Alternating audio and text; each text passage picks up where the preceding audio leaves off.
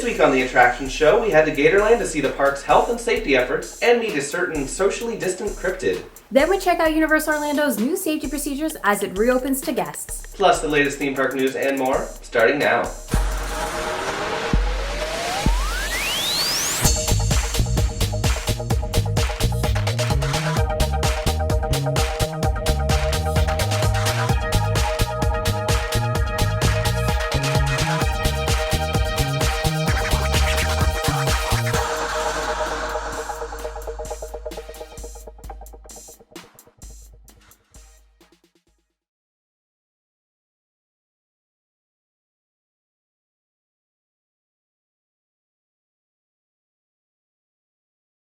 Hello and welcome to this week's episode of the show. I'm Quinn. And I'm Jessie.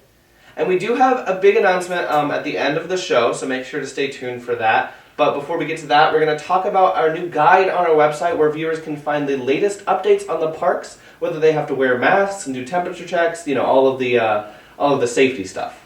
An excellent guide, and I definitely suggest everyone checks it out because I don't know everything all the time, so keeping on top of it before you go stops you from not being able to enjoy yourself when you get there. Yeah, there's a lot of fine print rules, like something about costume masks one place, and one of them has to have ear straps, and with the parks reopening, it's important to know all this. Speaking of reopenings, Universal Orlando Resort will reopen its 3 parks to guests tomorrow on June 5th. Here's a look at some of the new safety procedures in place and what the parks will be like once opened.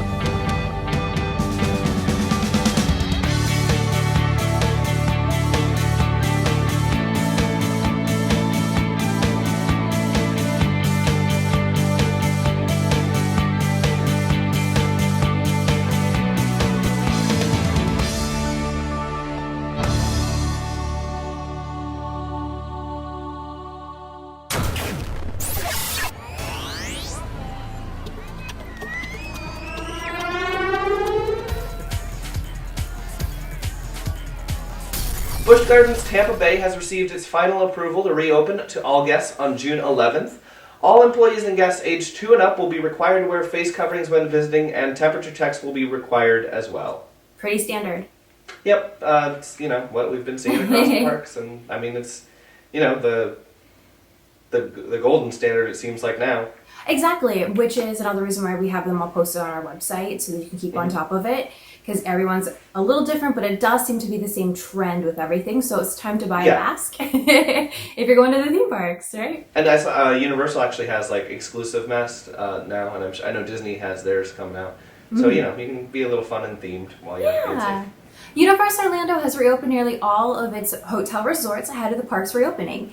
Opening plans for Portofino Bay Hotel, as well as Dockside Inn and Suites, will be announced later.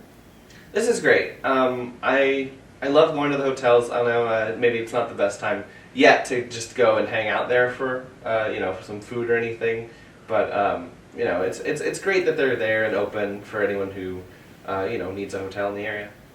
Right, they've always added a great ambiance to staying on site, and they have a lot of perks, and I'm glad that they're reopening.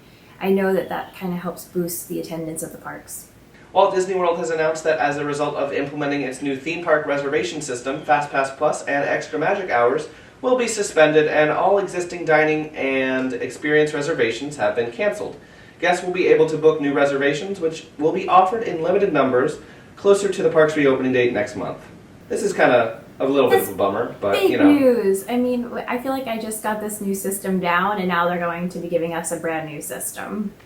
Yeah, I'm kind of hoping that they, eventually implement something more like the Fast Pass in California.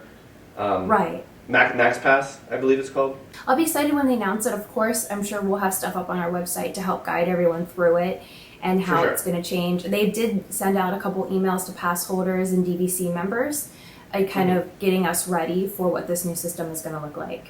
Yeah, I mean, it's good to, especially now, control the capacity of the park. Like, if you don't, it could get too crowded, and it would be really, really hard to keep that 6 feet distance between you and other guests.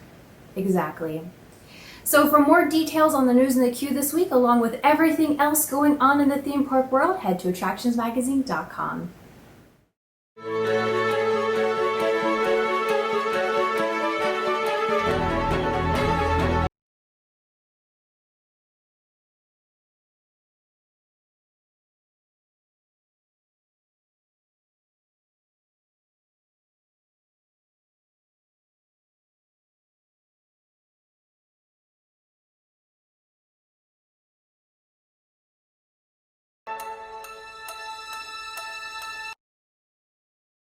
Gatorland has reopened its doors to guests in Orlando, but with a new, somewhat unusual social distancing expert to help out.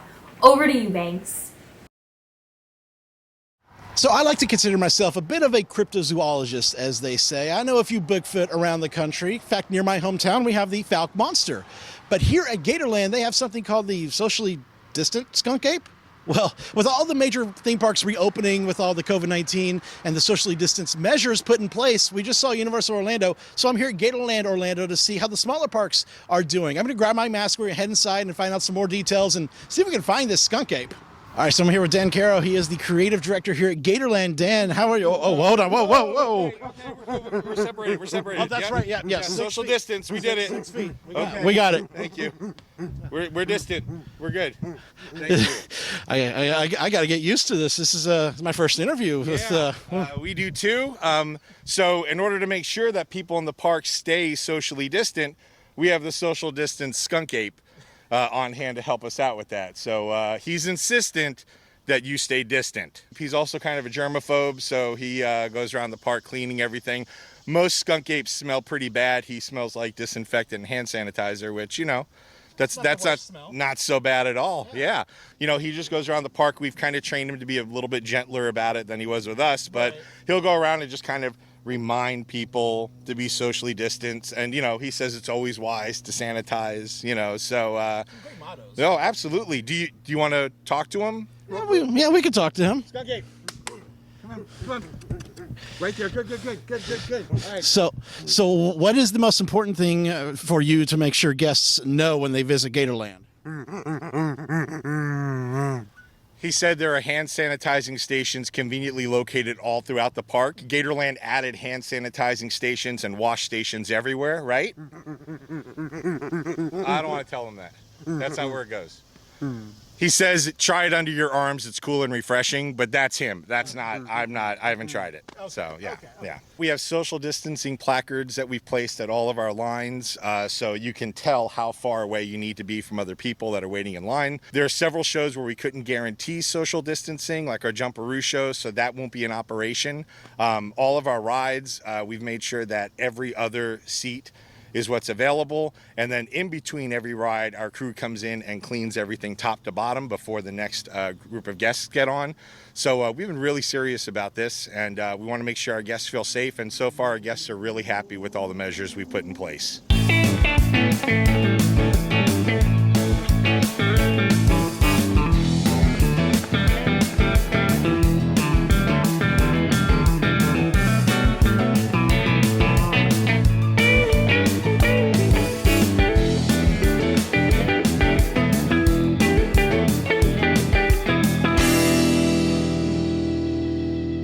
Even though things like the Jumperoo and the aviary are closed, there's still plenty for guests to do at Gatorland when they come and revisit. And as Dan said, lots of safety measures have been implemented.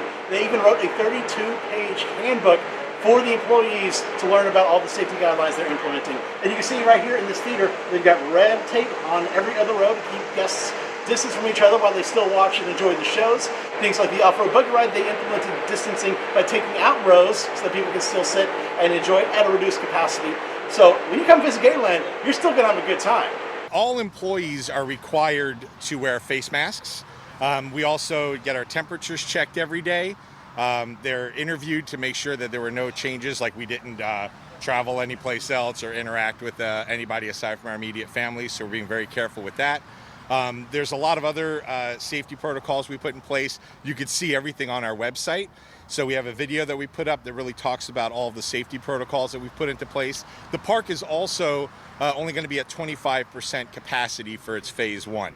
So we're really making sure that the people that get in have plenty of room around them, that they don't have to get near other people, and they can just enjoy their day in this beautiful outdoor natural setting. All right, well, Dan, thank you so much for talking to us. And oh, no, that's right. Sorry. Air fist bump. Yeah. Boom. That's far enough apart, right? Right. Okay. Whew. He can get a little agitated. He's a real animal. All right, so we do have a really big announcement regarding the show. We are going to go on a hiatus following our next week's episode, which is going to be a recap over the last 10 years, which is really exciting. I know I've been here for 6 years, but I'm really sad that we are going to be taking a little bit of a break here. Yeah, it's definitely going to be kind of an experience to not be doing the show. You know, we do it every Wednesday. We come and film, and then we release it to you guys the next day. But we're still going to have all our news over on our podcast. We do encourage you guys to go over there. We'll both be guest hosting on there sometimes. And we're going to have our videos on YouTube every time something reopens or a new bride opens or anything. We're going to be there like we always are, and we're going to have our video up on our YouTube for you. And of course our website will be filled with information as it always is. Thank you so much for joining us, and we'll hope you tune in again one more time next week. Don't forget to subscribe to our magazine, check out our podcast, and follow us on Twitter, Facebook, and Instagram. Until next time, wear a mask, keep your distance, wash your hands, and have fun.